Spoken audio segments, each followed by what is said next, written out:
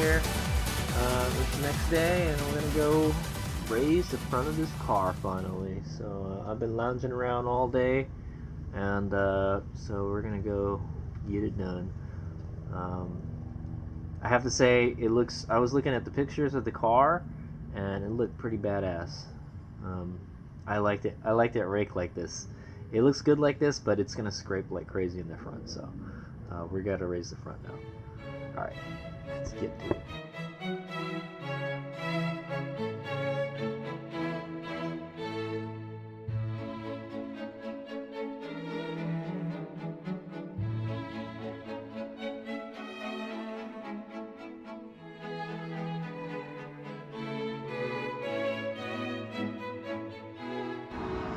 Okay, let's make it here, and we got the wheel off. I got some jack stands there just in case it falls off, and it's chocked, so we're all ready to work.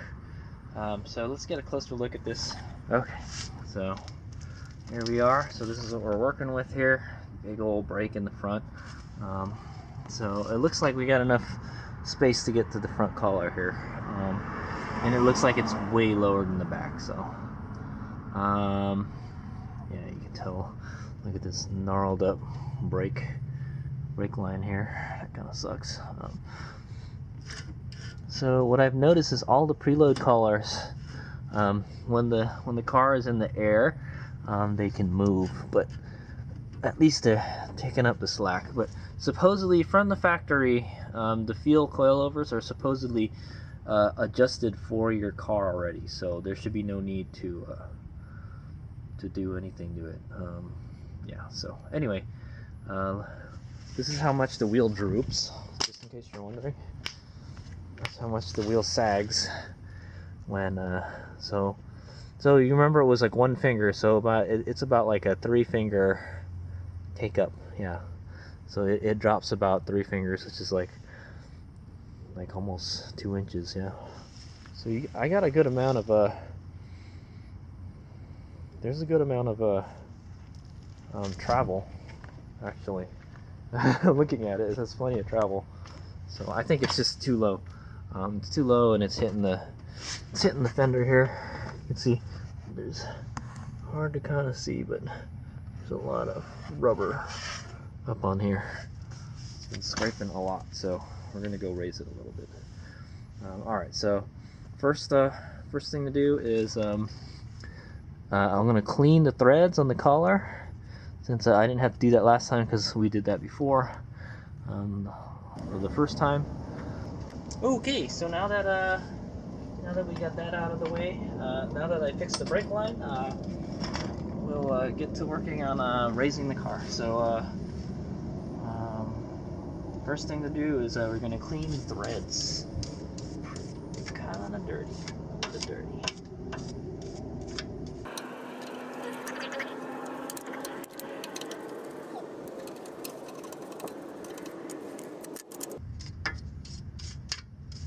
Still look pretty good. Okay. Alright, so now that that's done, we're gonna go unlock the collar.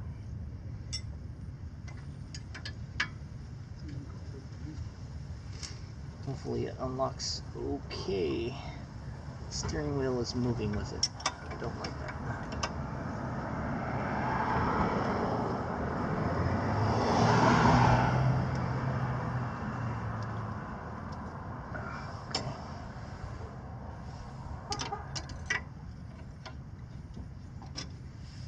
Okay, meow, we got another problem. The steering wheel wants to move when I put some torque on the freaking thing, man. So I don't think this is gonna work, man. All right, so what we're gonna have to do is lock the steering wheel. Is what we're gonna have to do. So annoying. All right. Okay, I went ahead and locked the steering wheel. It doesn't move much. Hopefully this doesn't damage the steering column or whatever, the lock for it. So the problem is I can't get this because of the brake bracket. I can't get this far enough around there to unlock it if it was full all the way to the right, full all the way to the left. So hopefully we get enough room to knock it out. Hopefully we don't get the fender when this thing gets loose. Okay, there we go. Let's move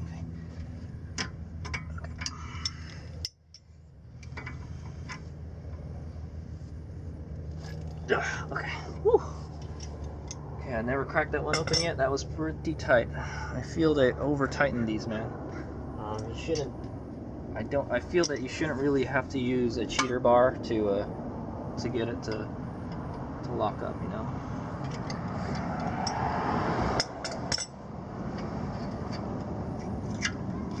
Okay, a bit of dirt on the threads. Clean it up.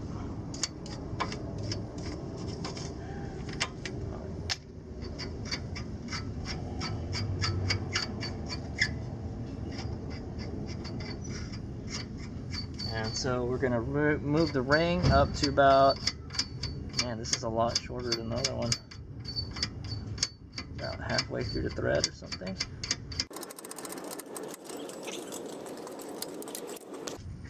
Okay, so what we're gonna do is we're gonna go put some tape on this guy. We did the last time, but I don't think we can put. We'll see. So we're just gonna put it flush with the stop here, shock body.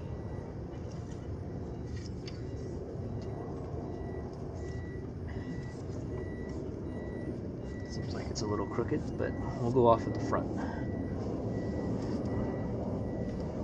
And we need to mark the front, which we don't have enough space for. Oh boy, yeah, there's no. Okay, what I'm gonna do is since the other one, it seems like the rear shock is a lot longer than the front shock, or just the front is really low. That's probably why. Okay, so what we're gonna do is we're gonna mark it somewhere in the front. Let's just do facing straight at us, so we count it. But we're gonna still measure it. So, all right, there it is. Oh, what's the word? Last time what we did was we raised it 3/4 of an inch, and I got like the 2 fingers that I wanted. Now, I'm not gonna lie.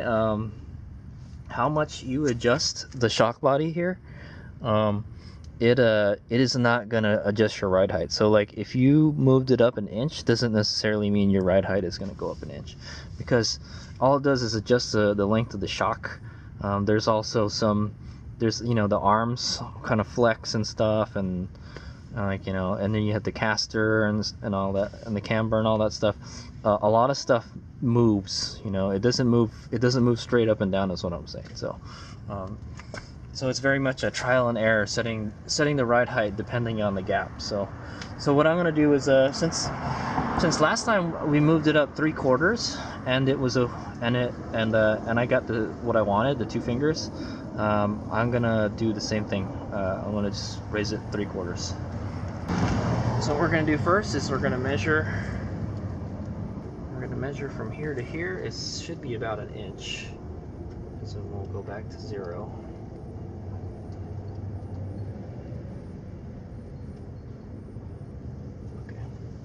It's about 0 right there. Okay, so it's 0.040. It's a little bit less than 0. It should be fine. So I'm gonna go ahead and add 3/4 of an inch. So 0.75 inches. Seems like a lot. Maybe it's too much. Well, anyway, if it's too much, we'll just lower it. Okay, so it was about. It was about like here. I'll do this again for you guys. So I'm gonna move it to 0.75 plus that. So if you remember, we zeroed this at 1 inch before, and so we're gonna add 0.75, and that's gonna be the total you're gonna measure. And okay, I'm gonna go lock it right here. There's a little locker screw here, that way it won't move. And then so that's our target measurement. So that's the measurement of the 1 inch of the tape that we're using for our marker, and it's the distance. It's the distance from the top of the tape to the shock body here. So you subtract 1 inch from that. No, you add 1 inch to that, and and then that would give you the distance from well, this yeah, you add 1 inch, and then that would give you the distance from the tape to this. So something, it's very confusing. Anyway, so we got a long way to go. So go say we got a long way to go. So if I remember correctly, it was I think we did like 6 or 8 turns last time. I don't know how many turns we're gonna do, but let's go for 5 right now. So all right, so I'm going to turn it counterclockwise 5 full revolutions, and then we'll measure it again.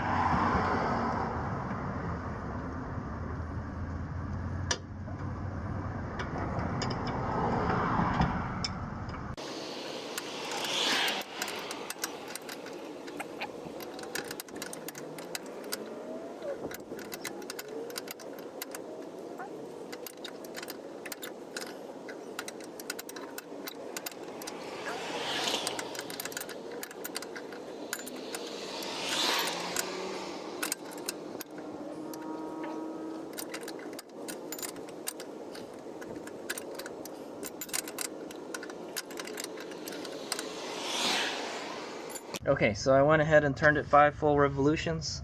Let's go check what the height is. Not enough, unfortunately. Still got some ways to go. I'm thinking, so that was 5. See that the distance from that to the tape is still 5. We probably have to go another 5 more before we check again. So I'm gonna go ahead and turn it another 5 times. That'll make it 10.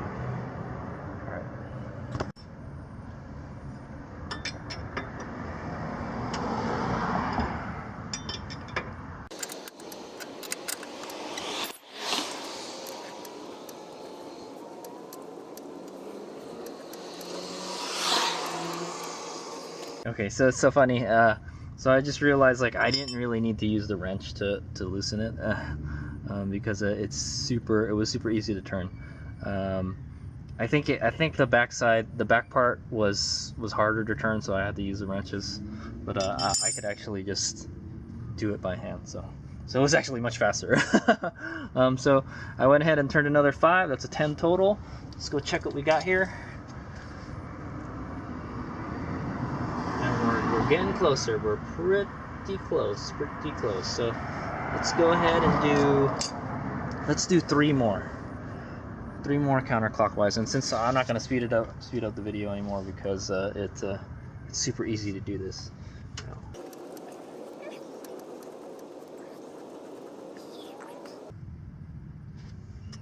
Okay, so now we know the distance. Okay, so that's 13. So we're going to measure again.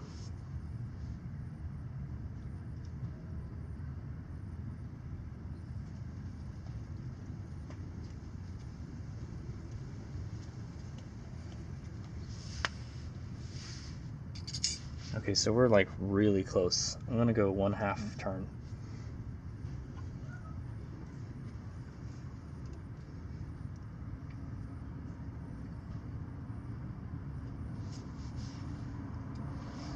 Measure it again.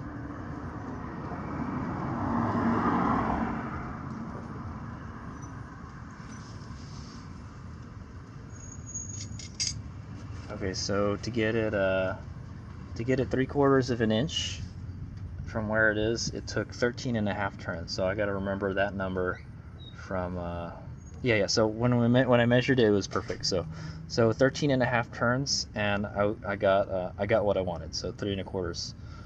So we're gonna go ahead and do the same thing on the other side when we're done. So we're done. Check it one more time. Always measure from the side here. Yeah, I guess depending on where you check it, because I didn't get the tape properly all the way around. So anyway, that's pretty close to what we want. So we're a plus 3/4 right now, and that was 13.5 turns counterclockwise on the shock body. So we're gonna go ahead and we're done now. Go ahead and take this tape off.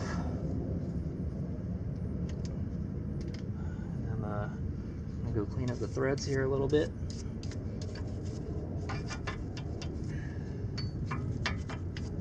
And we're going to go ahead and lock it up.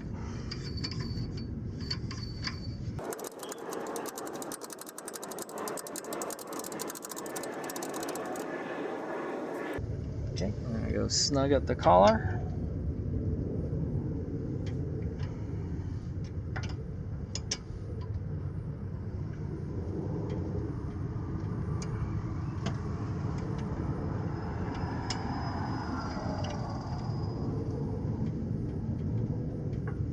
Okay, looks good. I figure if you can't get it out with the wrench, you should be okay. Yeah, okay, should be fine. All right, so we're done. We're done with this side. So I'm gonna go ahead and get started on the other side now. All right. And this time I won't narrate or anything. You can just watch me do it. I'll speed up the video. All right, this one back, and I'll tell you what happens.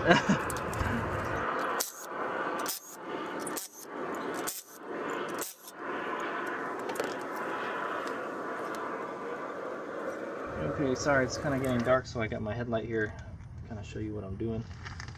We're going to go ahead and clean the threads on this one.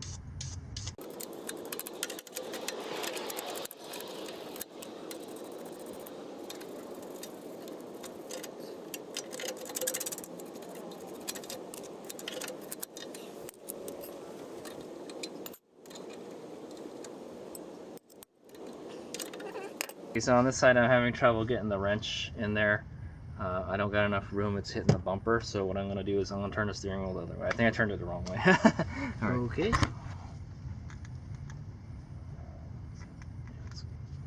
Alright, so now we should have plenty of space to loosen the collar.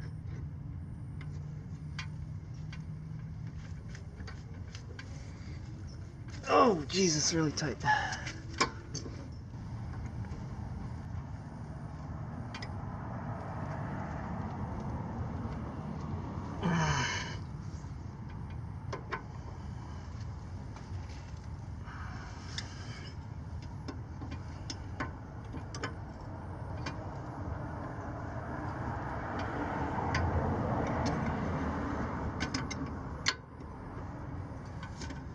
Whew, okay. That one took a lot of elbow grease. Took a lot of elbow grease to get that one out, but I got it.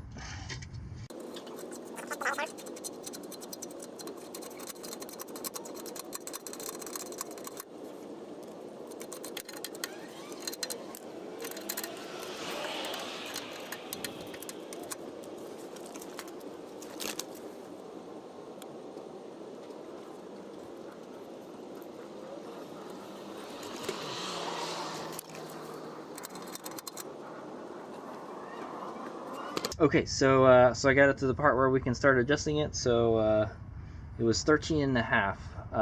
13 and a half. So I'm gonna go ahead and do 10 full revolutions, and then we'll check it then. There's a spider nest in here, and this one is not as easy to move as the other one, unfortunately. Maybe it'll get easier. Who knows?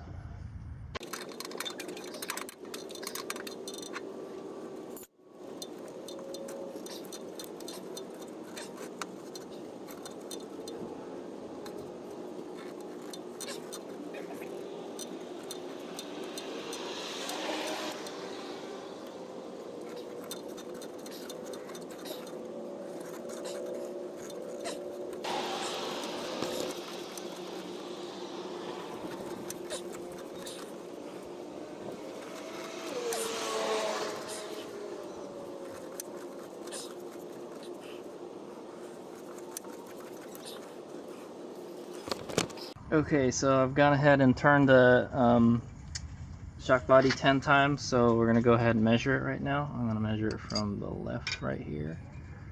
And speed this up a little bit so I can get this in here. Okay, so still a couple more to go. So it was 13 and a half, so we're going to go ahead and do 13 and a half. So we just need 3.5 more turns. All right.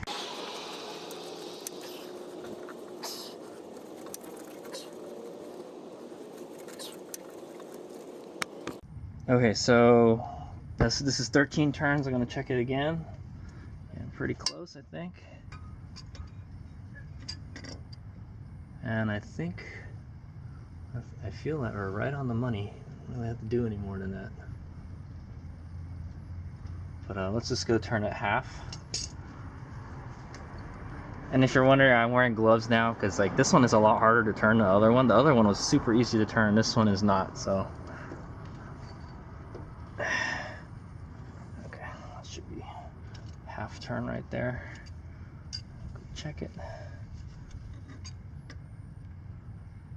Yeah, I feel that's too much. Or I also noticed that I'm probably not putting the tape on totally straight, so it may not be perfect.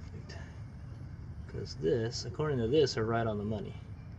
So I think we'll just go with 13.5.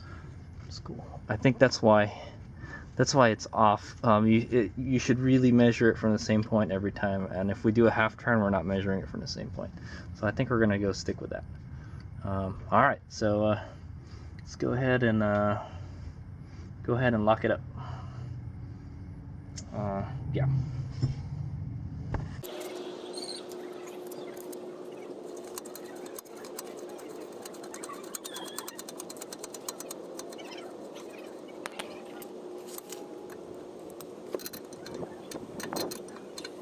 Okay, so now I can't adjust it the other way because it's too far. I'm gonna put the wheel straight now. Oops, I didn't get it on video. Man, for some reason there's not a lot of room to work with on this one. Anyway, I tightened it as tight as I could with the small wrench. So that's okay. I think all the, you should only need this to take it out. You shouldn't need a breaker bar to take it out. So all right, I'm gonna go ahead and paint this stuff here, and then we'll be done, and then we'll check the ride height. We'll get also, so when I was adjusting the shock, I noticed something not good. Okay, Hazemeg here. I got everything all. I got the other side all locked up, and I'm gonna go ahead and put the wheels back on and lower the car. I found out that the front right CV axle, the inboard one, is leaking grease. So I think it's leaking from the CV boot, but I couldn't find a hole. So it's not a really big issue right now. But yeah, it's wet under there. It's not looking good. So we're gonna go ahead and put the wheels back on, and then it's kind of late right now, so we'll put the wheels back on, I'll drop the car, and then we'll go take it for a test drive tomorrow and see if I got the ride height right, and if I did, then we're done. We need to get a wheel alignment, but before I get a wheel alignment, we're gonna go ahead and change the axle on this, and I'm not even sure what axle to buy for it, because this has a different front suspension on it. It has a 3000 GT suspension, so I don't know if I need to buy a 3000 GT axle or what. So I'm gonna have to do some research on that. But I'm pretty sure that if the axle is the same after you do the conversion, I think it would be fine if we just bought the same axle. Hopefully they have the axle, and these aren't some fucking mystery impossible to find axles like the ones on the freaking supercharged MR2. The MR2 axles are like super hard to find because they only sold that model for like 2 or 3 years, and just like how they sold this model for 2 or 3 years. So, but yeah, man, I don't know. And it has to be an all-wheel drive axle too. So hopefully it uses the same axle as the Eclipse, is all I'm saying, because there's plenty of Eclipses out there, and hopefully it uses the same part. All right, so that's it for tonight. See you tomorrow when we go take it for a test ride, and we'll check the height again. All right, Hazemeg out. Hopefully we got it right. Okay, for Hazemeg's last trick tonight, I gotta paint this thing that I was banging earlier, and we're just gonna use this heavy-duty rubberized undercoating. I was gonna use the Pour 15, but like, I was like too lazy to break out the brush and everything. Oh yeah. Let's put some on this.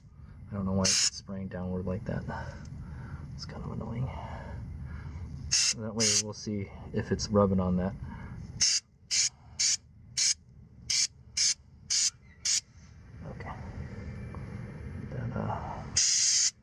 we're just painting over dirt at this point.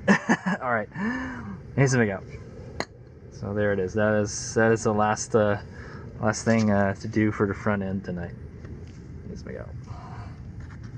All right, Hazelmeg here. I know it's kind of hard to see, but I just took the car out for a spin, as you can see, and no scrape. I tried to hit those corners kind of hard, and I braked really hard. No scrape at all. I didn't hear any scraping sounds. We'll probably have to take like an on ramp really fast to really see if it'll scrape, but I don't think it scrapes anymore. So I'm pretty happy. The front was perfect. We did the front perfect. Tomorrow we'll go take a closer look at it when it's the daytime, but the front was 2 fingers and the back is 2.5 fingers, like a little less than 2.5 fingers. But if you, I mean, the car is like leaning this way a little bit right now because of the crown. So I'm thinking, I really liked it when it was raked before. It looked really badass with it raked. So what I might do is I don't know, man. That's a good question. Anyway, I'm thinking of raising the rear a little bit more. Make it 3 fingers in the rear and then 2 fingers in the front. The front is perfect. It's done. But we're gonna have to change the